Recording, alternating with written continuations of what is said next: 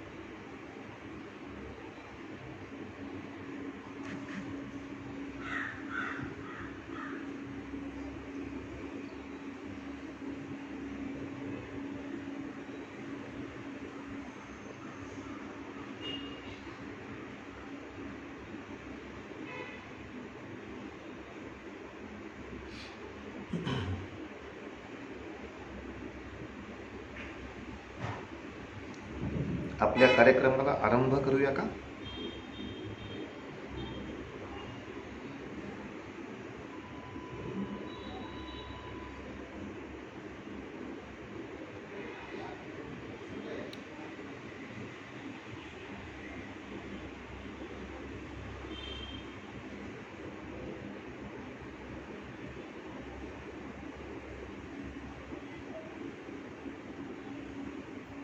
नमस्कार. आपल्या परंपरेप्रमाणे आपण कार्यक्रमाची सुरुवात शंखध्वनीने करत आहोत.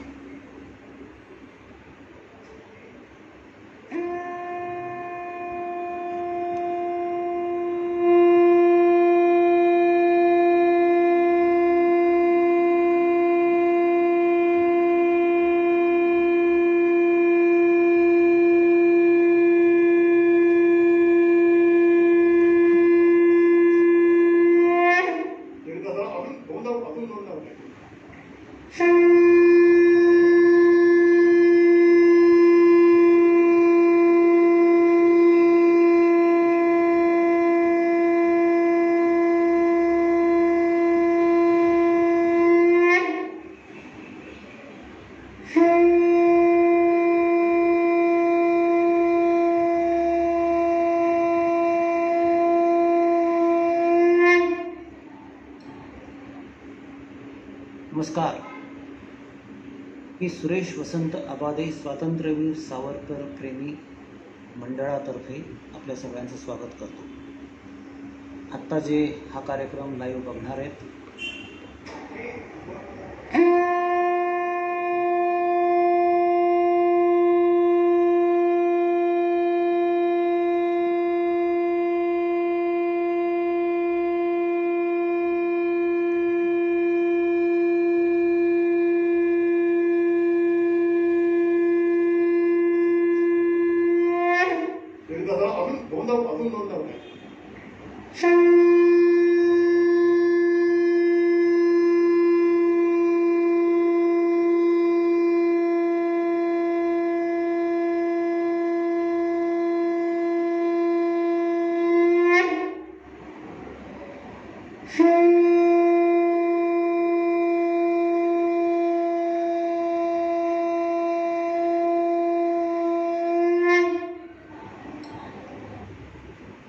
नमस्कार.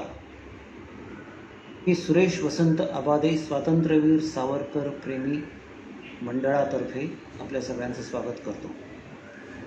आत्ता जे हा कार्यक्रम लाईव्ह बघणार आहेत जे नंतर जॉईन होतील आमच्या कार्यक्रमाला, आणि हा कार्यक्रम संपल्यानंतर हा व्हिडिओ ज्या वेळेला आमच्या फेसबुक पेजवरती सेव्ह करण्यात येईल त्यावेळेला बघणारे या सगळ्यांचं मी स्वागत करतो. थोडीशी पार्श्वभूमी सांगतो. 1 मार्च 2020 रोजी स्वातंत्र्यवीर सावरकर प्रेमी मंडळ याची स्थापना श्री विजयराव कोलटकर यांच्या प्रेरणेने आणि श्री रमेश परांजपे, श्री रमेश सहस्रबुद्धे, भूषण खरे, विवेक विप्रदास यांच्या पाठिंब्याने झाली. या मंडळातर्फे प्रसिद्ध इतिहास संशोधक लेखक श्री पांडुरंग बलकवडे यांच्या अध्यक्षतेखाली ॲडव्होकेट नितीन आपटे यांच्या सावरकर काल, आज आणि उद्या या व्याख्यानाने 1 मार्च 2020 मध्ये सुरुवात झाली. आता यावर्षी करोनामुळे प्रत्यक्ष कार्यक्रम करता येत नसल्याने फेसबुक लाईव्ह आम्ही करतो आहोत. सावरकर जयंती 28 तारखेला झाली. काल अक्षय जोग यांचं सावरकरांवरील आक्षेप आणि वास्तव यावरचं व्याख्यान झालं. आज आपल्याकडे चारुदत्त आपळे आलेले आहेत, प्रसिद्ध राष्ट्रीय कीर्तनकार. ते आपल्याला द्रष्टा सावरकर याबद्दल सांगणार आहेत. आपण त्यांचं स्वागत करूया. आणि मी आजच्या कार्यक्रमाकरता चारुदत्त आफळेंना विनंती करतो त्यांनी आपलं व्याख्यान चालू करावं. धन्यवाद.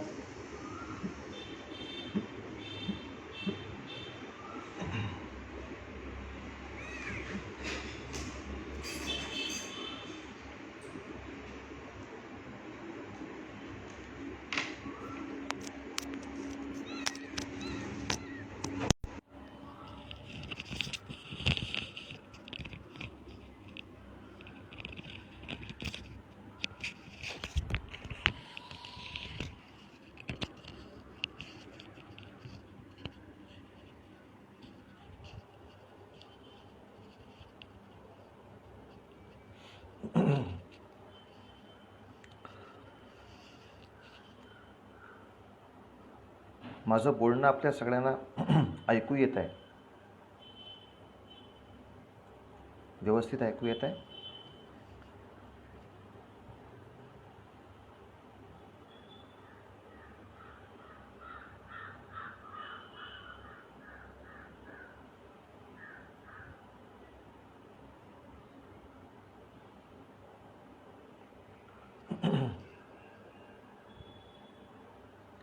शंखध्वनीनं आजच्या कार्यक्रमाला सुरुवात झाली आहे आणि त्यानंतर आपल्या सावरकर प्रेमी मंडळाकडून प्रस्तावना पण झाली आहे. आता प्रत्यक्ष कार्यक्रमाला सुरुवात करूया. हे मातृभूमी तुझला मन वाहिये दे, हे मातृभूमी तुझला मन वाहिये दे, वक्तृत्व वाग्विभवही तुझ अर्पिये रे. तू तेची अर्पिली नवी कविता रसाला, लेखा प्रती विषय तूची अनन्य झाला.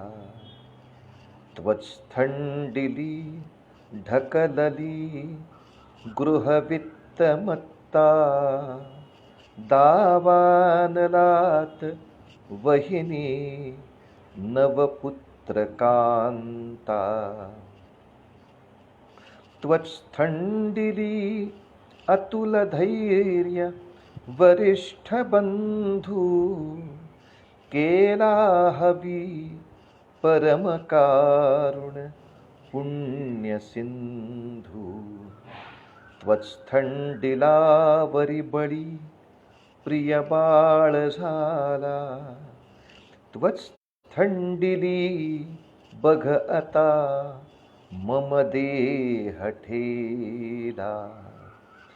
हे काय बंधू असतो जरी सात आम्ही, त्वत्स्थंडिलीच दिधले असते बळी मी. हे मातृभूमी तुझला मन वाहिये दे, हे मातृभूमी तुझला मन वाहिये दे.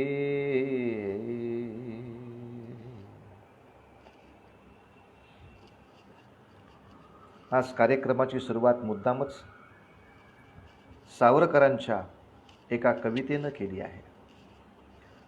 आज सावरकरांचं द्रष्टेपण आपल्याला पाहायचं आहे. द्रष्टा या शब्दाचा अर्थ सगळ्यांनाच माहीत आहे, स्वच्छ आहे. जो भविष्यामध्ये काय घडणार याचा योग्य पद्धतीनं अंदाज बांधू शकतो आणि ज्यांनी तसा अंदाज व्यक्त केला तर त्याप्रमाणेच भविष्यामध्ये ती गोष्ट होत राहते. अशा व्यक्तीला आपल्याकडे द्रष्टा असं म्हणतात. सावरकरांचं द्रष्टेपण दोन प्रकारचं आहे. एक म्हणजे त्यांच्या अभ्यासाने आणि तर्कशुद्ध बुद्धीवरती त्या इतिहासाला घासल्यामुळे काही गोष्टींची भाकीतं किंवा काही गोष्टींच्या आपल्या आवश्यक त्या गोष्टी ते बोलतात आणि त्याप्रमाणे करावं लागतं तरच ते यश प्राप्त होतं. आणि दुसऱ्या प्रकारचं द्रष्टेपण जे आपल्याला अधिक अचंबित करतं ते म्हणजे त्यांना काहीतरी निश्चितपणे दैवदत्त वरदान आहे की त्यांनी तसा फारसा अभ्यासही न करता पण आंतरिक प्रेरणेनं एखादं भाकीत व्यक्त केलं तर तेही ही नियती परिपूर्ण करते आहे.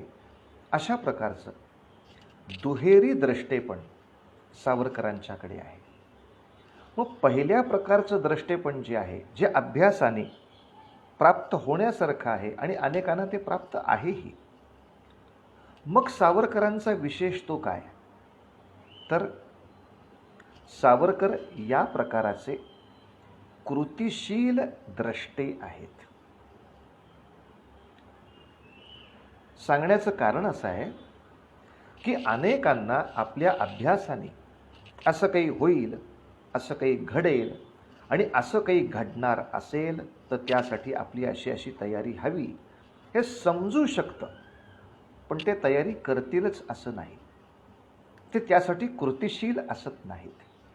सावरकरांचं वेगळेपण हे आहे की ते द्रष्टेपणाने आपल्या तर्कशुद्ध अभ्यासाने एखाद्या विशिष्ट निर्णयाप्रत येतात आणि मग ती गोष्ट होण्यासाठी परिपूर्ण प्रयत्न करतात.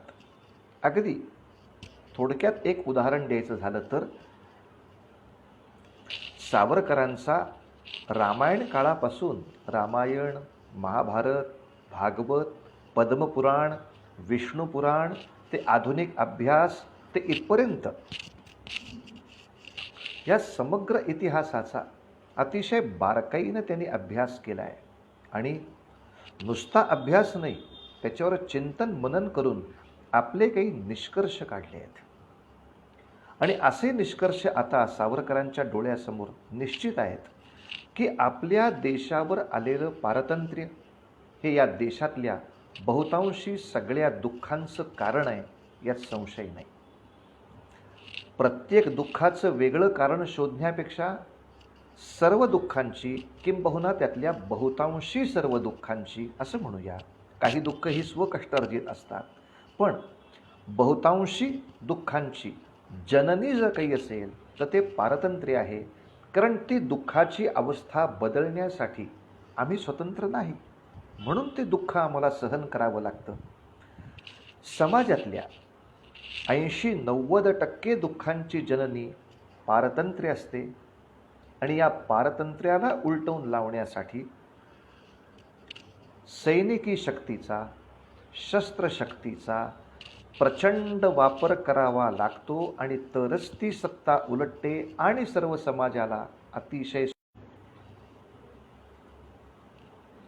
कोणतीही परकीय राजवट किंवा अन्यायी राजवट ही जर उलटवून टाकायची असेल तर त्यासाठी सैनिकी बळाचा अतिशय योग्य पद्धतीनं वापर करावा लागतो. योद्धे उभे करावे लागतात आणि अशा ऐहिक युद्धाच्या मार्गानेच सत्ता पालट होत असतात आणि या सत्ता पालटानंतर आपली बरीचशी दुःख दूर होत राहतात.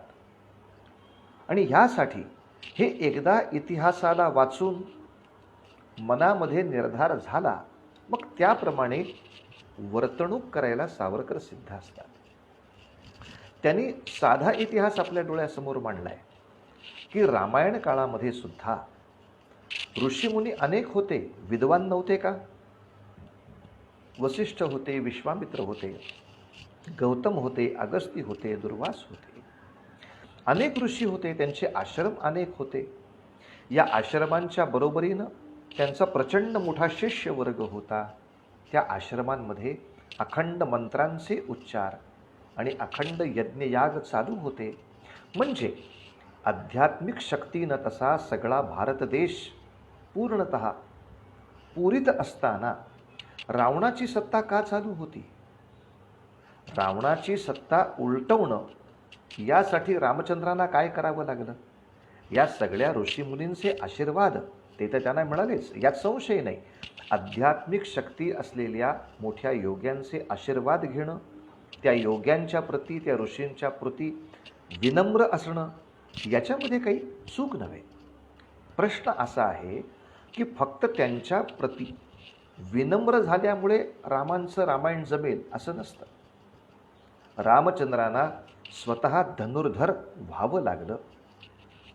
आपल्यासारखे लढवय्ये अनेक वानर उभे करावे लागले, त्यांची सेना घ्यावी लागली, ते सैन्य घेऊन लंकेवर स्वारी करावी लागली. लंकेतल्या रावणाचा त्याच्या इतर अपराधामध्ये सहभागी नसलेल्या सुद्धा अनेक समर्थकांसह निपात करावा लागला.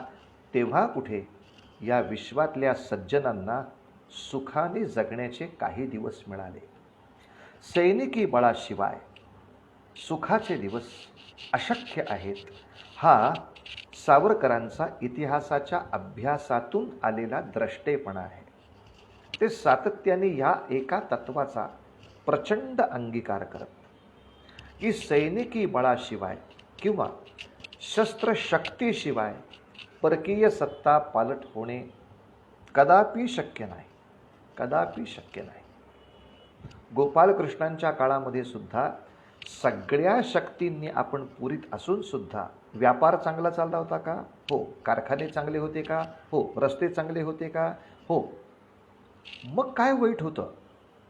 तर दुष्टांशी लढण्याची शक्ती असलेले किंवा बुद्धी असलेले पुरेसे योद्धे नव्हते.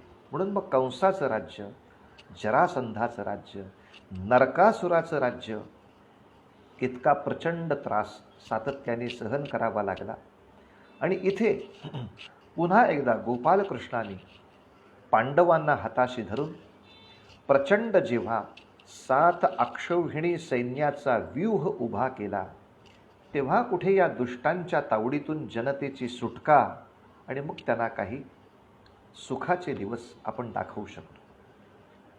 अगदी आधुनिक इतिहासामधलं सुद्धा उदाहरण सावरकर आपल्याला देतात.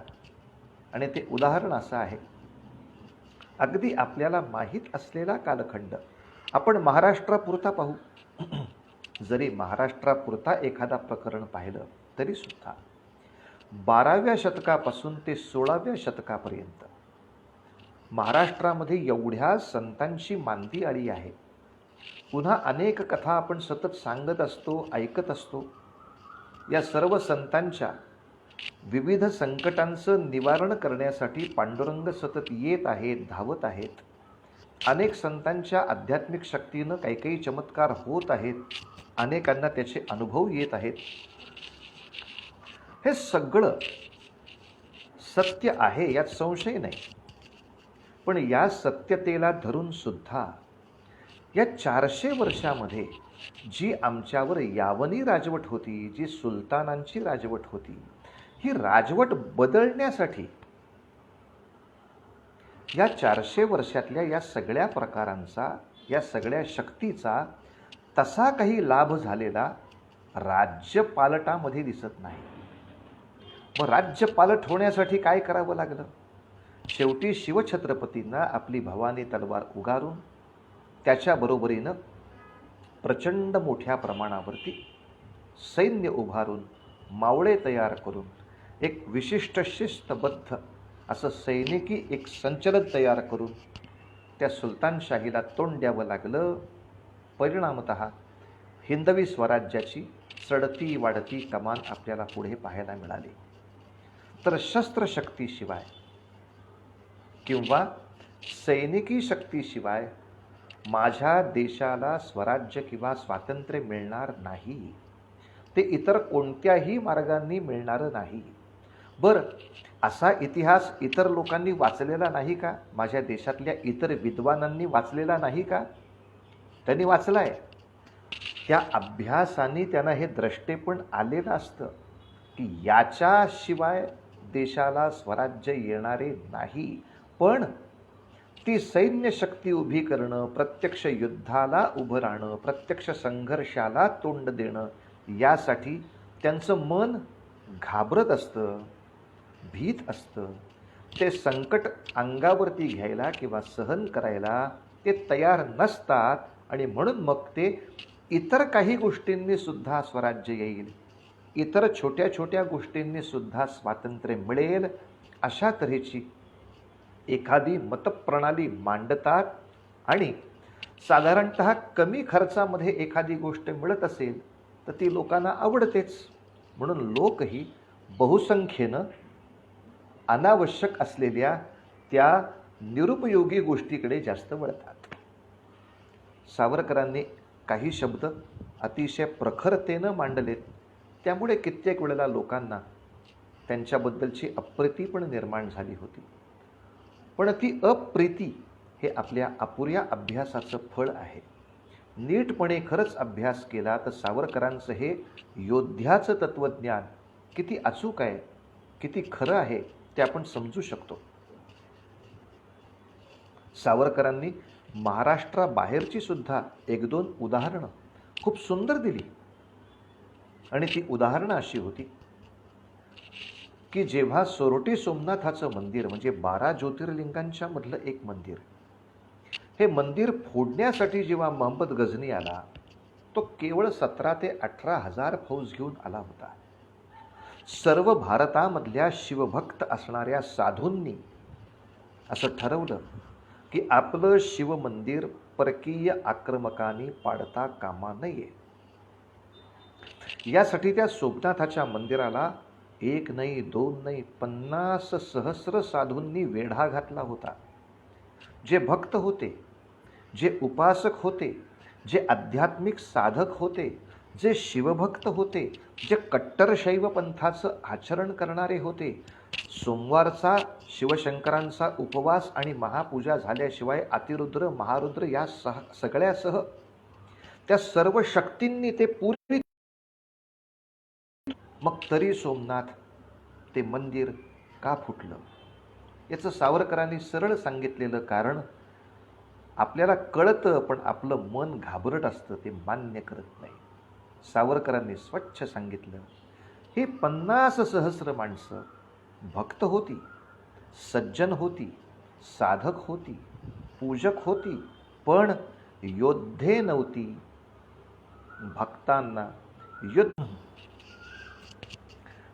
भक्तांना युद्ध करता येत नसेल तर बहुतांशी वेळेला भक्तांना दुःखच भोगावं लागतं.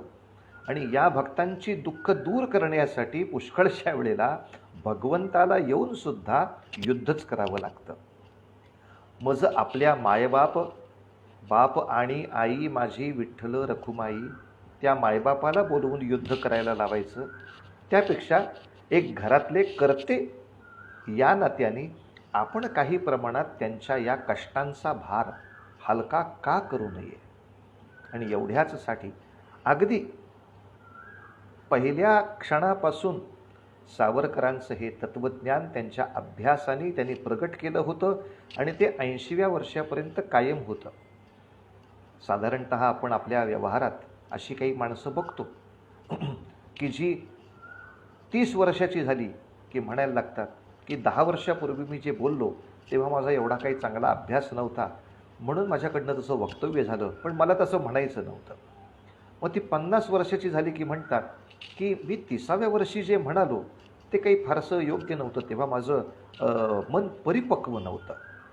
मग ती 70ची झाली की आणखीन वेगळं काहीतरी बोलायला लागतात. सावरकरांचं हे वेगळेपण आहे.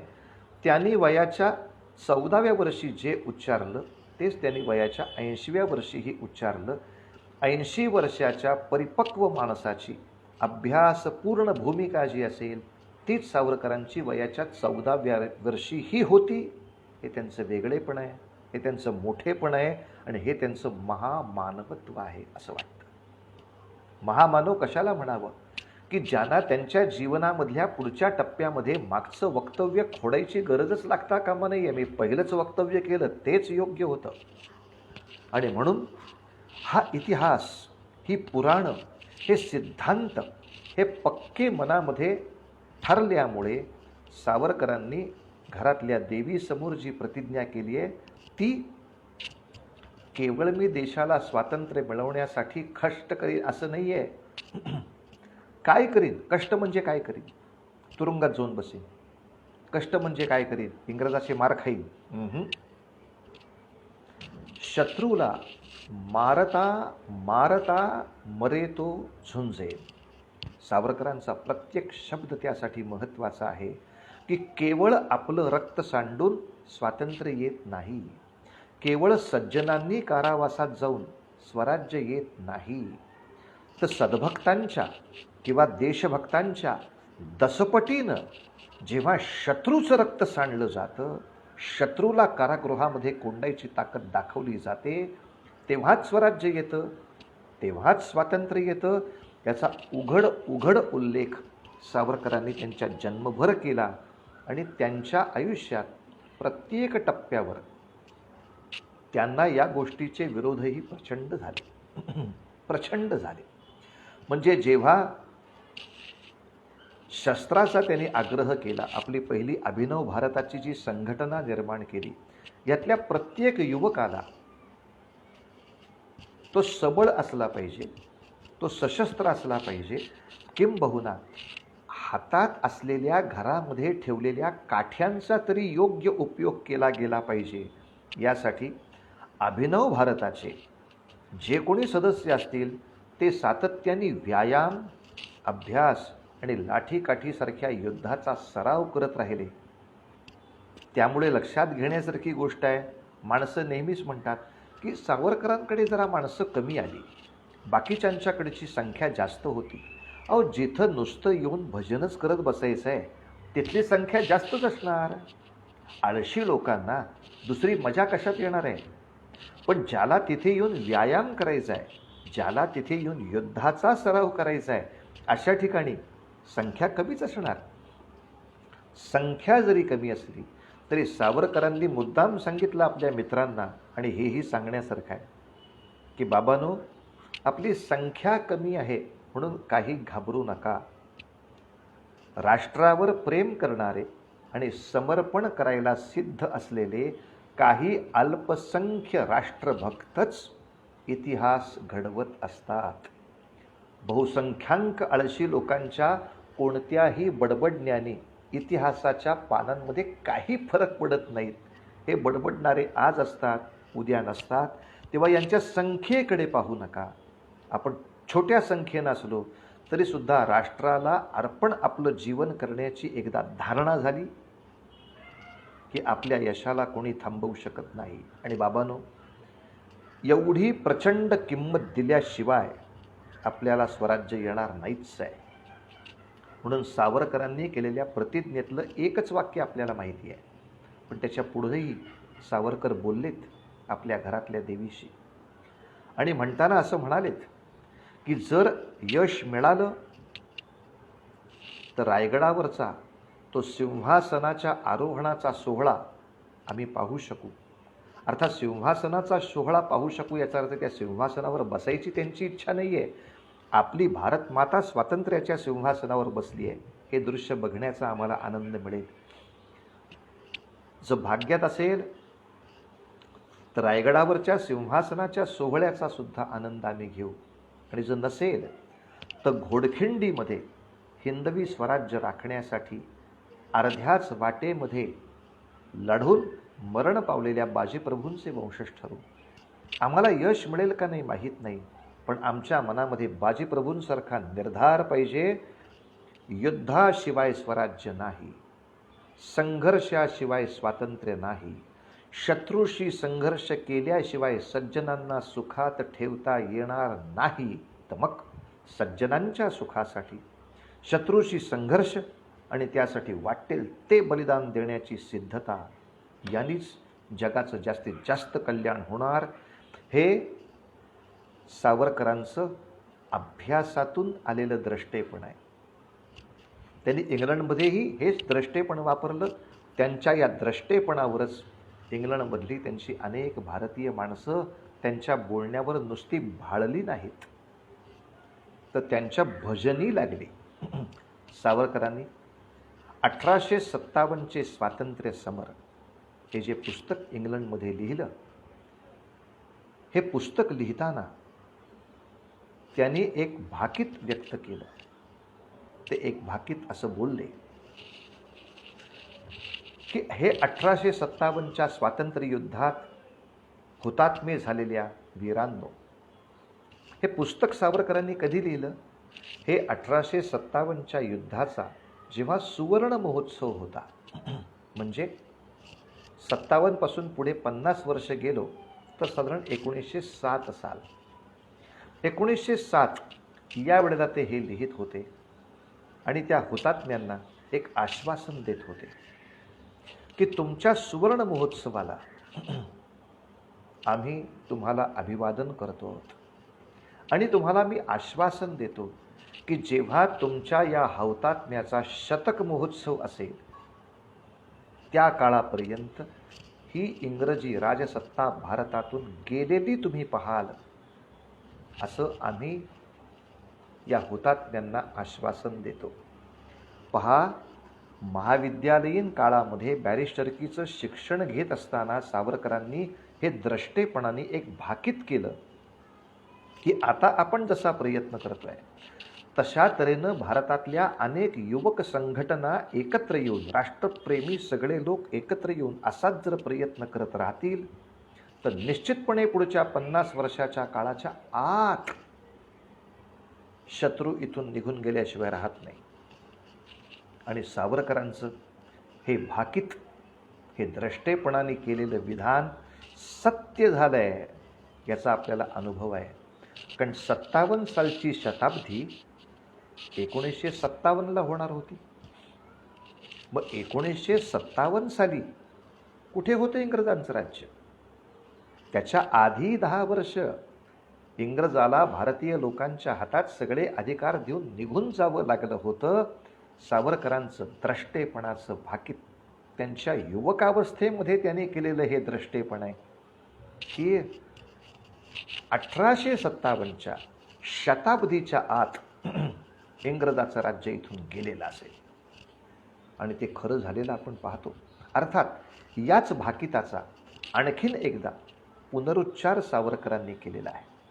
आणि तो पुनरुच्चार असा, मला कथा सांगण्यामध्ये आता थोडा फार रस नाही. आपण सगळे त्यांच्या चरित्राचे प्रेमी आहात, आपण थोडे जाणकारही आहात, त्यामुळे चरित्र आपल्या सगळ्यांना माहिती आहे. पण या चरित्राप्रमाणे जेव्हा इंग्लंडमध्ये सावरकरांनी बॅरिस्टरीचं शिक्षण घेत असतानाच प्रचंड शस्त्राचाही संग्रह केला आणि ते शस्त्र भारतामध्ये पाठवून भारतीय तरुणांना सबळ आणि सशस्त्र करण्याचा अतिशय यशस्वी प्रयत्न केला. तेव्हा हे सगळे प्रकार इंग्रजाला कळाल्यामुळे, अर्थात हे इंग्रजाला कळाले सावरकर तिथे आल्यानंतर 4 ते 5 वर्षांनी, म्हणजे त्यातली गुप्तता आणि त्याची कार्यात्मकता काय प्रचंड ताकदीची असेल. सावरकरांना जेव्हा इंग्रजांनी अटक केली आहे आणि हिंदुस्थानामध्ये आणून त्यांच्यावर खटला केला आहे, तर सावरकर सुद्धा ते विचारत असत, का हो, मी जी काही कृत्य केलं ते इंग्लंडमध्ये केलं आहे, पण इंग्लंडमध्येच माझा खटला व्हायला पाहिजे ना. कारण मदनलाल धिंगरा हा जो सावरकरांचा मित्र होता, त्यांनी सुद्धा त्याचं क्रांतिकार्य लंडनमध्ये केलं होतं, इंग्लंड देशात केलं होतं. म्हणून मदनलाल धिंगराचा निकाल, खटला इंग्लंडमध्येच झाला आणि त्याला फाशीसुद्धा काय शिक्षा असेल ती तिथे झाली. मग मदनलाल धिंगराला एक न्याय आणि मला दुसरा न्याय, असं का बरं? आम्ही दोघंही भारतीय आणि आम्ही दोघंही भारतीय स्वातंत्र्यासाठीच कार्य करणारे आहोत. मग त्याला न्याय वेगळा का आणि मला न्याय वेगळा का? याचं कारण ऐकलं तर हसाल आपण. इंग्रजांनी खरं सांगितलेलं कारण इतकंच आहे की मदनलाल धिंगराच्या खटल्यामध्ये आमची धादांत फजिती झालेली आहे. मदनलालला आम्ही फाशी दिला, पण मदनलाल जे जे काही कोर्टात बोलला, त्या काळामध्ये पत्रकारांना स्वातंत्र्य असल्यामुळे आणि हे पत्रकार आपल्या प्रचंड स्वयंप्रतिभेनं योग्य ते छापत असल्यामुळे, पत्रकारिता कोणालाही विकलेली नसल्यामुळे मदनलाल जे जे बोलला ते सगळ्या वृत्तपत्रात छापून आलं. नुसत्या इंग्लंडच्या नाही, युरोपातल्या, अमेरिकेतल्या, आफ्रिकेतल्या, जगभरातल्या स्वातंत्र्यप्रेमींच्या पर्यंत मदनलालचे शब्द पोचले आणि त्यामुळे जरी तो फाशी गेला तरीसुद्धा लोकांच्या मनामध्ये तो एक धीरोदात्त नायक म्हणून राहिला आणि लोकांच्या मनामध्ये इंग्रजांबद्दलची भूमिका खलनायकाची झाली. मदनलाल नायक झाला होता. मदनलाल धिंगराचा अनेक देशांनी अभिनंदनाचे ठराव केले होते. आपण आश्चर्यचकित व्हाल. आता गंमत असा आहे की सावरकर म्हणतात मग माझा खटला असाच का नाही करत. तर इंग्रज शहाणं झालं होतं. ते म्हणाले परत एकदा असा खटला जर केला तर पुन्हा एकदा सावरकर काय काय म्हणतील ते सगळ्या जगभर छापलं जाईल. पुन्हा सावरकर मोठे नायक होऊन बसतील आणि इंग्रज परत एकदा खलनायक होईल, जे इंग्रजाला परवडणारं नाही. साधारणत खटल्यामधल्या अनेक गोष्टी दाबून टाकता येतात असा हिंदुस्थान हाच देश आहे. त्यामुळे हिंदुस्थानात नेऊनच याचा खटला काय करायचा तो करूया. आणि अजूनही हिंदुस्थानच्या न्यायव्यवस्थेचं हे दुर्दैव टिकून आहे की पत्रकारिता एक असहाय्य अवस्थेत आहे आणि न्यायालयात खरंच काय होतं हे बाहेरपर्यंत पोचत नाही. किंबहुना न्यायालयामध्ये जे होतं ते 30-30 वर्ष बाहेरच्यांना कळूच नये अशी खबरदारी सरकारच घेतं, ज्याचे पुरावे आता 40 वर्षांनी आपल्याला मिळत आहेत. सत्याची काळजी असणारे, सत्यमेव जयते म्हणणारी माणसंसुद्धा न्यायालयीन वक्तव्यांवर आणि न्यायालयीन घटनांवर 30-30 वर्षाची बंदी घालणारी होती. आणि त्या बंदीनंतर ते आपल्या सगळ्यांच्या लक्षात आलं की काय भयानक भारताला राज्य मिळालं आहे खरं. असो, पण हिंदुस्थानमध्ये सावरकरांना आणून, म्हणजे सावरकर जेव्हा अगदी 28-29 वर्षाचे असतील, त्यांच्या वयाचा आपण अंदाज घेऊ. त्यांनी 1857च्या हुतात्म्यांना आश्वासन देताना जे भाकीत केलं होतं तेव्हा ते 23-24 वर्षाचे होते. वयाच्या 22 आणि 23 वर्षाच्या युवकाला आज आपल्या भारताच्या इतिहासाबद्दलही पुरेशी माहिती नसते, वर्तमान काळाची नसते, तो भविष्याबद्दल काय सांगणार आहे. सावरकरांचं मोठेपण तिथे आहे. त्यांनी 23व्या वर्षी हे आश्वासन दिलं आणि 28व्या वर्षी जेव्हा न्यायालयामध्ये त्यांना शिक्षा सुनावली गेली की सावरकर तुम्हाला 50 वर्ष अंदमान काळे पाणी सक्त मजुरीची शिक्षा ठोठावली जाते. आणि ही शिक्षा ऐकल्यानंतर सुद्धा हसलेत सावरकर. न्यायालय विचारतं हसायचं काय कारण आहे. म्हणजे हसतो यासाठी की एका कोणीतरी विद्वानाने त्याच्यामध्ये खोडी अशी काढली की सावरकर एका जन्मठेपेतच माणूस कुजून मरतो. 25 वर्षाची जन्मठेपेची शिक्षा आहे. एका जन्मठेपेतच माणूस मरतो. अरे तुला दुसरी जन्मठेप, दुसरा जन्म घेऊन भोगावी लागेल बहुतेक. म्हणून सावरकर म्हणाले मेल्यानंतर लगेच पुढच्या जन्माकडे प्रवास करता येतो ही हिंदूंची धर्मकल्पना आहे, ख्रिश्चनांची नाही, मुसलमानांची नाही किंवा इतर अभारतीयांची नाही. तर माझ्या शिक्षेसाठी तरी का होईना तुम्ही हिंदूंची धर्मप्रणाली मानलीत, हाही एक प्रकारे माझा विजय आहे. आणि दुसरं असं, तुम्ही मला 50 वर्षाची भीती घालता म्हणजे सांगतायत काय तर 1911 साली तुमची शिक्षा सुरू होती आहे आणि 1911 नंतर जर 50 वर्ष मोजली तर 1960 या साली तुमची सुटका इंग्रज करणार आहे. अशाही वेळेला आता हे अभ्यासाचं नाही, हे एक दैवी वरदान सावरकरांना आहे की ज्या न्यायालयात उभं राहून ते शांतपणे वक्तव्य करू शकतात. 50 वर्ष तुमचे राज्य टिकेल याचीही तुम्हाला खात्री देता येणार नाही, तर माझी शिक्षा कायम राहील याची खात्री कुठून देता. इथून 50 वर्ष हे इंग्रजाचे राज्य तरी टिकणार आहे काय. हे न्यायालयाच्या आवारात न्याय प्रक्रियेच्या अवस्थेत असताना सावरकरांनी केलेलं भविष्य, सावरकरांनी केलेलं वक्तव्य तंतोतंत परत सत्य झालेलं आपल्याला दिसतं. 1960 आता खूपच नंतरचा विषय झाला, तोपर्यंत काहीच इंग्रजाचं टिकलं नाही.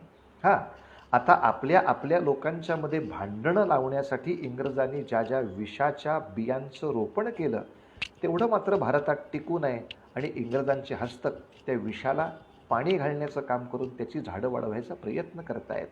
ते चालूच राहणार. तूर्त फक्त सत्वगुणाचं असं कधीच जग नसतं. रजतमगुणांनी सुद्धा त्याच्यावरती सातत्याने मात करायचे उद्योग चालूच असतात. आपली फक्त ताकद एवढी पाहिजे की त्यांना संयमात ठेवता येईल, त्यांना एका नियमामध्ये बसवता येईल. पुढच्या भाकिताकडे जातो.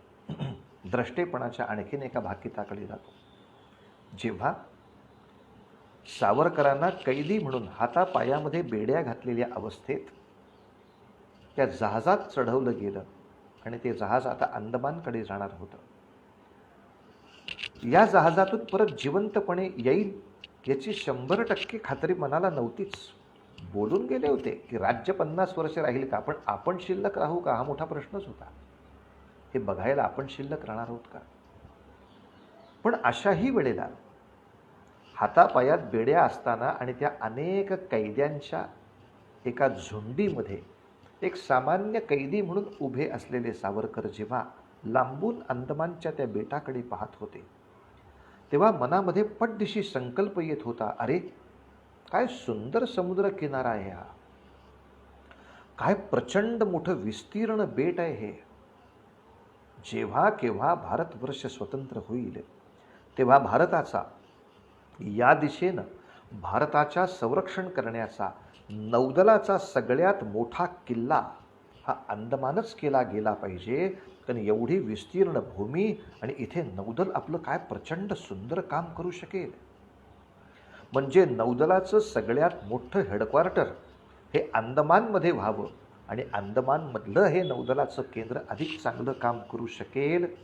हे त्यांच्या मनात आलेलं भाकीत, हे त्यांच्या दृष्टीला दिसलेलं द्रष्टे पण आज सत्य झालं आहे. आणि आज नौदलाचं प्रचंड मोठं केंद्र अंदमानमध्ये उभं आहे आणि नौदल त्या अंदमानच्या भूमीवरती प्रचंड उत्तम कार्य करत आहे. किती द्रष्टेपणाच्या गोष्टी अजून सांगायच्या, अजून सांगणार, 1, 2, 3 तरी सांगतो. सावरकर जेव्हा 50 वर्षासाठी गेले खरे, पण त्यांना काही 50 वर्ष राहावं लागलं नाही. तिथून त्यांना 10 वर्षातच भारतात आणलं गेलं आणि पुढे मग 1921, 22, 23, 24 हा 4-5 वर्षाचा कालखंड ते रत्नागिरीच्या कारागृहामध्ये आपली शिक्षा भोगत होते. त्याच्यानंतरचा काळ आपल्याला सगळ्यांना माहिती आहे की त्यांना कारागृहातून सोडलं, मात्र त्यांना रत्नागिरीमध्येच स्थानबद्ध केलं. तुम्हाला इथून सोडून म्हणजे रत्नागिरी सोडून कुठे जाता येणार नाही, एक. आणि दुसरं, तुम्ही प्रत्यक्ष राजकारणात कुठेही भाग घ्यायचा नाही. या 2 अटींवरती त्यांना स्थानबद्ध करण्यात आलं. आणि अनेकांनी असं सांगितलं, काय सावरकर, तुम्हाला प्रत्यक्ष आता राजकारणात उतरताच येणार नाही, या अटीला तुम्ही मान्य करून बसलात रत्नागिरीमध्ये. सावरकर म्हणायचे, ते शिक्षा करणारे पण येड्या डोक्याचे आहेत. त्यांच्या वेडेपणाचा आपण नाही फायदा घ्यायचा तर कोणी घ्यायचा. शत्रूच्या शौर्याचं कौतुक असावं, शत्रूच्या गुणाचं कौतुक असावं हे अगदी खरं, पण शत्रूच्या वेडेपणाचं सुद्धा युद्धामध्ये लाभासाठी उपयोग करणं काही चूक नव्हे. युद्धाच्या नियमामध्ये ते धर्मी आहे. म्हणजे काय वेडेपणा आहे. त्या वेड्यांनी मी प्रत्यक्ष रत्नागिरीच्या बाहेर जाऊन कुठल्याही राजकारणात पडायचं नाही एवढीच अट घातली आहे. पण ज्यांना ज्यांना राजकारणात पडायचं आहे, ज्यांना ज्यांना राजकारण खेळायचं आहे, ज्यांना ज्यांना आपलं प्रचंड काही कार्य करायचं आहे, अशा लोकांनी रत्नागिरीत मला भेटू नये किंवा रत्नागिरीमध्ये येऊन माझं मार्गदर्शन घेऊ नये अशी काही बंदी नाही आहे. त्यामुळं ज्यांना ज्यांना करायचं आहे काम ते माझ्याकडे येतील. मी त्यांना माझ्या अभ्यासाप्रमाणे पुढचे आराखडे सांगू शकेन. त्या आराखड्याप्रमाणे त्यांनी जर कार्य केलं तर प्रचंड मोठं कार्य होणारच आहे. ठीक आहे, त्याला समाधान आहे ना मला घरी बसवल्यामध्ये, तर मी घरी बसूनही अनेक गोष्टी करू शकतो. आणि सावरकरांनी त्या स्थानबद्धतेच्या काळात सुद्धा अनेक अनेक अनेक लोकांशी वार्तालाप केलेत आणि अनेक मोठी कार्य उभी राहिली. असो, त्या कार्यांबद्दल आत्ता मला म्हणायचं नाही. पण 1937 साली जेव्हा ते त्या स्थानबद्धतेतून सुद्धा मुक्त झाले आणि त्याचबरोबरीनं अखिल भारतीय हिंदू महासभा या एका राष्ट्रीय पक्षाचे ते अध्यक्ष म्हणून निवडले गेले. लक्षात ठेवा, अखिल भारतीय हिंदू महासभा हा राष्ट्रीय पक्ष सावरकरांनी स्थापन केलेला पक्ष नव्हे, तो त्यांच्या आधीपासून स्थापन होता. तो हिंदुस्थानामध्ये प्रचंड कार्यरत होता. म्हणजे आज जसं काँग्रेसला वाद करणारा म्हणून भारतीय जनता पक्षाचं नाव घेतलं जातं किंवा भारतीय जनता पक्षाच्या खालोखाल आणखीन कुठलं नाव घ्यायचं तर पटकन काँग्रेसचं नाव घेतलं जातं, इतक्या तयारीनं त्या काळामध्ये काँग्रेस पक्षाच्या खालोखाल दुसऱ्या कुठल्या पटकन पक्षाचं नाव घेतलं जात असेल तर ते अखिल भारतीय स्तरावर हिंदू महासभा याच पक्षाचं घेतलं जात होतं. आज दुर्दैवाने त्या पक्षाचा इतिहाससुद्धा इतिहासाच्या पुस्तकात न ठेवणारे असे हलकट आपल्याला सगळे शिक्षण महर्षी आणि तज्ज्ञ अनेक ठिकाणी मिळालेत. आणि त्यामुळे आमच्या मुलांना माहीतच नाही की एवढा मोठा एक राष्ट्रीय पक्ष पूर्वी काम करत होता. जनसंघ, भारतीय जनता पार्टी हे खूप नंतर आलेले पक्ष आहेत. पण ज्या काळामध्ये अजून 1925 म्हणजे राष्ट्रीय स्वयंसेवक संघाची सुद्धा स्थापना झालेली नाही, या काळखंडामध्ये हिंदूंच्या बाजूनं राष्ट्रीय पक्ष कोण लढत होता तर तो 100% हिंदू महासभा या नावाची एक प्रचंड मोठी राष्ट्रीय प्रणाली त्या काळामध्ये युद्ध करत होती, संघर्ष करत होती, ज्याचे अध्यक्ष म्हणून सावरकर जेव्हा त्या ठिकाणी नियुक्त झाले तेव्हा हैदराबाद मुक्तीसंग्रामाचा लढा खूप मोठा सुरू झाला होता. की हैदराबादमध्ये म्हणजे भागानगरमध्ये, हैदराबाद म्हटलेलं सावरकरांना आवडत नसे, आपल्या मूळ नावांनीच आपण आपल्या गावांना हाक मारायची भागानगर, की आपल्या भाषेमध्ये किमान आपण त्या हैदराला उगाच आबाद करण्याची काही गरज नाही. भागानगरमध्ये जेव्हा हिंदूंचा प्रचंड छळ आणि संहार होत होता, अशा वेळेला भागानगरमध्ये घुसून अनेक सत्याग्रही लोकांच्या तुकड्या तिथे पाठवून तिथले तुरुंग भरून काढून त्या सरकारवरती दबाव आणला गेला पाहिजे आणि नंतर मग त्या भागानगरमधल्या अनेक जाचक नियमांना तिलांजली दिली गेली पाहिजे. यासाठी मुद्दाम ऐका, सत्याग्रहाच्या मार्गाने काम करणं, निशस्त्र प्रतिकाराने काम करणं असं सावरकरांनी कधी केलंच नाही, असं नाही झालेलं. अंदमानच्या तुरुंगात सुद्धा कैद्यांचा अन्न बदल होण्यासाठी, त्यांना खराब अन्न खायला मिळत होतं, ते चांगलं मिळावं यासाठी निशस्त्र सत्याग्रह त्या कैद्यांच्याकडून सावरकरांनी करून घेतला आणि तो यशस्वी सुद्धा झाला, हे आपल्या लक्षात आलं पाहिजे. तसंच भागानगरच्या या संपूर्ण सत्याग्रहामध्ये सावरकरांच्या आदेशावरनं अनेक देशभक्त युवकांच्या तुकड्या आतमध्ये घुसल्या. अर्थात सावरकरांचा निशस्त्र हा शब्द मला शस्त्र वापरायचंच नाही असे निशस्त्र असा नव्हता. शस्त्र घेऊन आत जायला परवानगीच नाही म्हणून निशस्त्र. आत जाऊन जर माझ्या हातात शस्त्र सापडलं तर ते वापरून मी समोरच्या शत्रूचा योग्य तऱ्हेनं खात्मा करणारच. शस्त्राचा द्वेष असणारे निशस्त्र नाहीत, शस्त्र उचलू न शकणारे दुबळे निशस्त्र नाहीत, इंग्रजांनी लाठ्या घातल्यावर पळत सुटल्याचं देशप्रेम दाखवणारे असले निशस्त्र नाहीत. वेळ पडली तर ते समोरच्या नालायकाची काठी अंगावर घेतील आणि सडकून काढतील समोरच्या माणसाला, अशा तऱ्हेचे फक्त काठी घेऊन आत जाता येत नाही म्हणून निशस्त्र, पण तुमची काठी घेऊन तुम्हाला झोडायला सिद्ध असलेले असे जेव्हा लक्षावधी तरुण भागानगर विभागात घुसवले गेले, त्यांनी भागानगरची कारागृह भरली गेली, त्याच्यावरचा दबाव वाढला आणि हैदराबादच्या निजामाला जाचक नियम मागे घ्यावे लागले. हे सावरकरांनी केलेलं प्रचंड मोठं सत्याग्रहाच्या सुद्धा विजयाचं एक फार मोठं इतिहासातलं पान आहे. आता एक भाकिताबद्दल सांगतो. जेव्हा असं हैदराबादच्या संस्थानातले जाचक नियम त्यांनी बाजूला केले, तसंच जेव्हा गोवा मुक्ती संग्रामाचा विषय चालला होता तेव्हा बऱ्याच लोकांनी गोव्यामध्ये प्रचंड मिरवणुका काढणं, आंदोलनं करणं, तुरुंग भरणं वगैरे वगैरे वगैरे प्रकार केले. पण अशा गोवा मुक्ती संग्रामाच्या वेळेला सुद्धा सावरकरांनी हेच भाकीत केलं होतं की जोपर्यंत गोव्यामध्ये सैन्य घुसत नाही, मिलिटरी घुसत नाही, तोपर्यंत गोवा मुक्त होणारा नव्हे. आणि शेवटी सावरकरांचं ते भाकीत द्रष्टे पण खरं ठरलं. गोव्यामध्ये वल्लभभाईंना मिलिटरीच घुसवावी लागली आणि त्यामुळे गोवा आपल्याला भारताचं राज्य म्हणून परत मिळालं. आणखीन 2 त्यांची द्रष्टेपणाच्या काही कथा सांगतो आपल्याला. एक दुर्दैवी द्रष्टेपण आहे आणि एक आश्वासक द्रष्टेपण आहे. भारताला स्वातंत्र्य मिळाल्याचा शुभ दिवस त्यांना पाहता आला, भाग्य थोर. पण भारताला स्वराज्य मिळाल्यानंतर पहिला जो प्रचंड मोठा पंडित नेहरूंच्या कारकिर्दीचा काळ होता, तो साधारणतः भारताच्या स्वराज्याकडच्या वाटचालीला फारसा पोषक राहिला नाही. त्यामुळे सावरकर थोडे अस्वस्थ होते. पण जेव्हा लालबहादूर शास्त्री पंतप्रधान झाले, तेव्हा मात्र आता हिंदुस्थान आपल्या खऱ्या शक्तीनं उभा राहील अशी आशा पुलकित झाली. आणि ती आशा लालबहादूर शास्त्रींनी योग्यही सिद्ध करून दाखवली.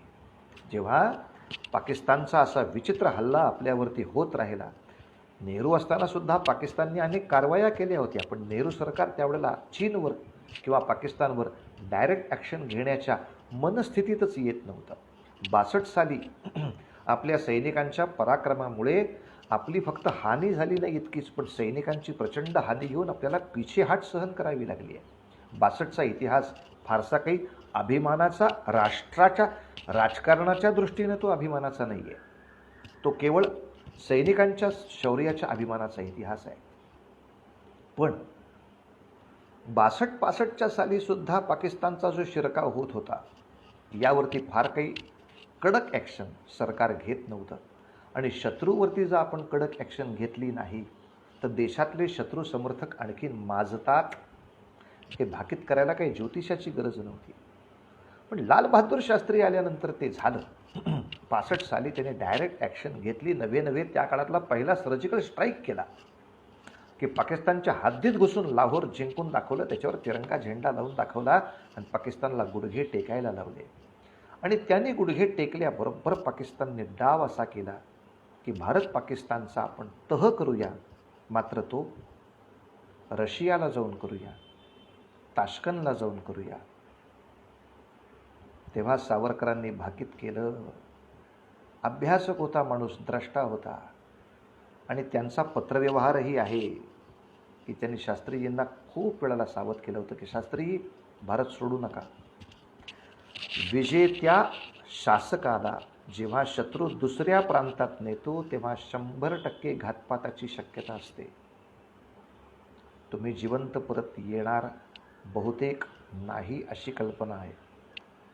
आणि तुम्ही विजयी झाला आहात, अटी तुम्ही घालायचे आहेत, दुसऱ्यांच्या अटी तुम्ही का मान्य करताय? पण खा कोणास ठाऊक. शास्त्रींनी ते मानलं नाही आणि तहासाठी म्हणून ताश्कंदला गेले. आणि ताश्कंदच्या करारामध्ये सैनिकांनी रक्ताचे थेंब थेंब पाठच्या पाठ वाहून ज्या अनेक गोष्टी मिळवल्या होत्या, त्या कोणत्या ना कोणत्या दबावाखाली का होईना, पण त्यातल्या बऱ्याचशा गोष्टी परत पाकिस्तानला देऊन टाकण्याच्या सुद्धा सह्या कराव्या लागल्या. आणि इतकं करून सुद्धा भारत शत्रूंचं मन भरलं नाही. संशयास्पद पद्धतीनं शास्त्रींचा मृत्यू व्हायचा तो झालाच. सावरकरांचं एक दुर्दैवी भाकीत की सावरकर म्हणत होते की माझ्या वाणीला माझ्या अभ्यासाचं किंवा देवाचं वरदान आहे, पण ही माझी वाणी असत्य व्हावी म्हणून मी देवापाशी प्रार्थना करतोय, पण देवाने नाही ऐकलं.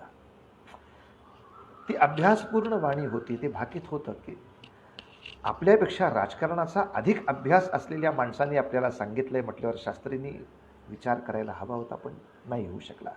एक लढवय्या योद्धा असलेला पंतप्रधान भारताने हाकनाक गमावला. मात्र याही प्रकारामध्ये म्हणजे ही गोष्ट झाली 65 सालची, 65-66 सालची. आता 66 सालानंतर आपण पुढे जर पाहिलं तर एक 60-70 वर्ष आणखीन आपण पुढे आलो आहोत. तर सावरकरांचं एक आश्वासन देणारं भाकीत आहे, तेवढं एक द्रष्टेपण मांडतो आणि मग माझ्या वाणीला मी विराम देतो.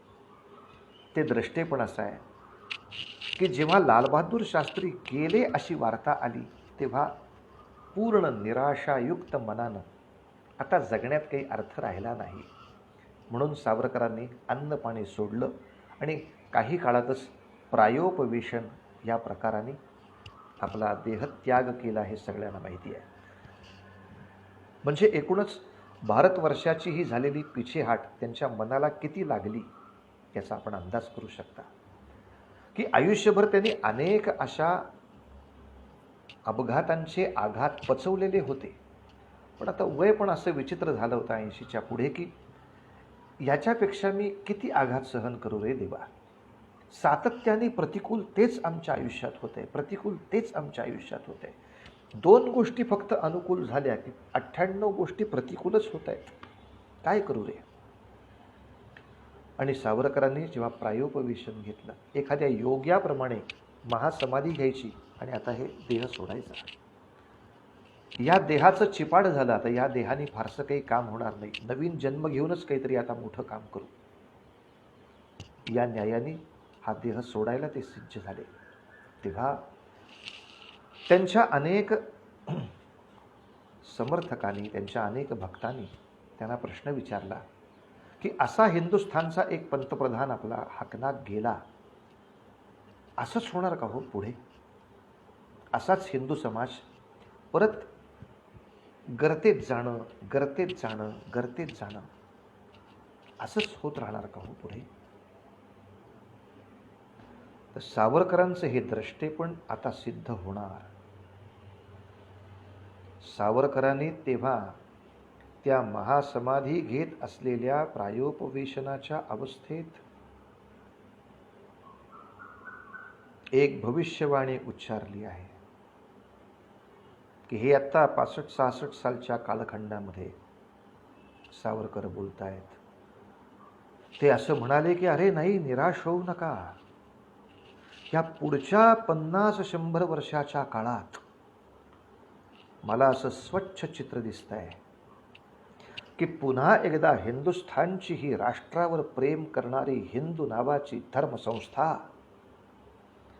प्राबल्याने उभी राहील. प्रचंड धार्मिक आणि त्याबरोबर सैनिकी शक्तीनं सुद्धा या हिंदुस्थानच्या, हिंदू राष्ट्रावर प्रेम करणारे आमचे हिंदू युवक युवती सिद्ध होतील आणि हिंदुस्थानला, या हिंदू राष्ट्राला अत्यंत वैभवाचे दिवस येलेले आपल्याला दिसतील. ते दिवस नक्की आपल्याला अनुभवायला मिळतील. पुन्हा एकदा हिंदुस्थान हा विश्वगुरू म्हणून या जगामध्ये सन्मानित केला जाईल असं मला चित्र दिसतंय. आणि त्याच्यावर त्यांचं गीतही प्रसिद्ध होतं. ऐक भविष्याला भव्य भीषणाला, कोटी कोटी हिंदू जाती चालली रणाला. ऐक भविष्याला, हे उद्याचं भविष्य नक्की आहे. हां, अर्थात मी परीक्षेमध्ये उत्तीर्ण होणार हे भविष्य असलं म्हणून परीक्षा न देता कोणी उत्तीर्ण होत नसतो. परीक्षेचा अभ्यास केलाच पाहिजे, परीक्षेला उतरलं पाहिजे, संघर्षाची तयारी केली पाहिजे. माझ्या अनेक युवक आणि युवतींना पुढच्या संघर्षासाठी सिद्ध करून उभं केलं पाहिजे. आपसातले क्षुद्र मतभेद बाजूला करून एका व्यापक हितासाठी एकत्र येऊन कसं लढायचं हे माझ्या मुलांना मला शिकवलं पाहिजे. कारण बाबा रे, आपण कोरोना काळामध्ये, आपण रोगराईच्या काळामध्ये, आपण महापुराच्या काळामध्ये सगळे मतभेद विसरून एकत्र येऊन सेवा कार्य करतो. ही गोष्ट चांगलीच आहे, पण नुसते देशाचे सेवक असून राष्ट्रावरचं परचक्र जात नाही. कारण महापूर हे जसं संकट असतं तसं परचक्र हे सुद्धा संकटच असतं. आज परकीयांच्या हाताला हात लावून जी बंगालची सगळी निवडणूक जिंकली गेली त्याचे काय भयानक परिणाम आपल्या हिंदूंना भोगावे लागले ते आपण पाहतोय.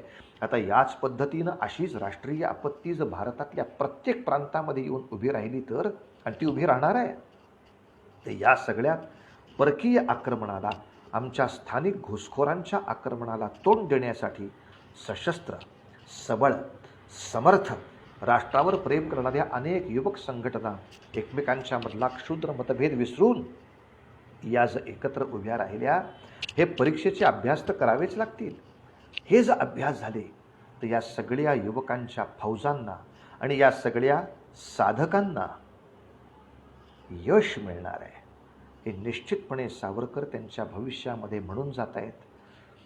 शास्त्रींच्या बद्दल असलेलं एक दुःखद त्यांचं सत्य हे जर द्रष्टेपण सिद्ध झालं असेल तर हिंदुस्थान हे हिंदू राष्ट्र म्हणून उद्या विश्वगुरू या स्थानावरती बसणार आणि भारताच्या आपल्या हिंदू संस्कृतीच्या आक्रमणावरचा प्रत्येक अन्यायी हात छाटला जाऊन पुन्हा एकदा काही काळ का होईना हिंदुस्थान हिंदू राज्य म्हणून प्रचंड मोठं विजयी होणार.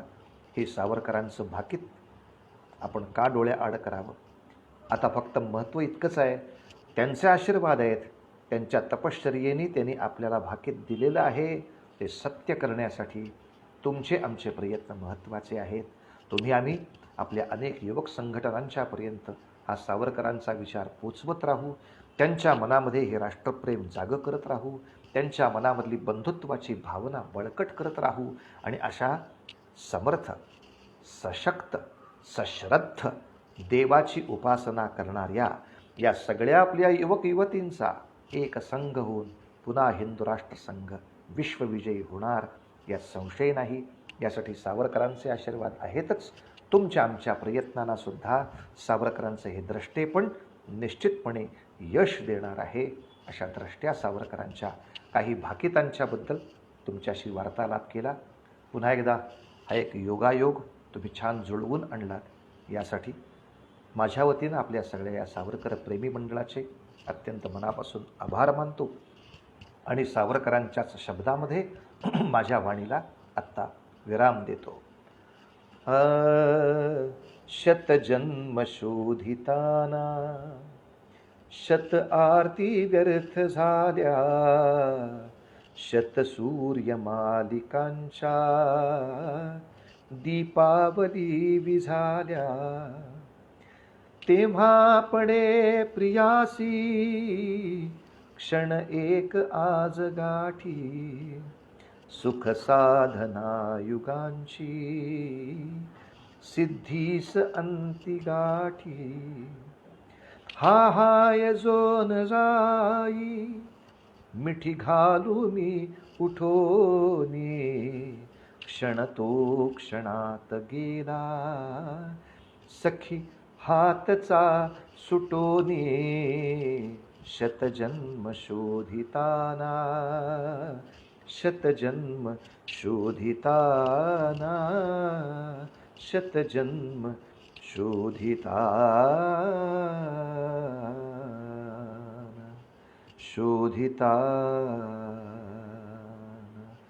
जय जय रघुवीर समर्थ छत्रपती शिवाजी महाराज की जय.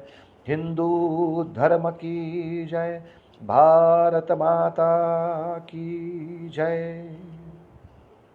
धन्यवाद.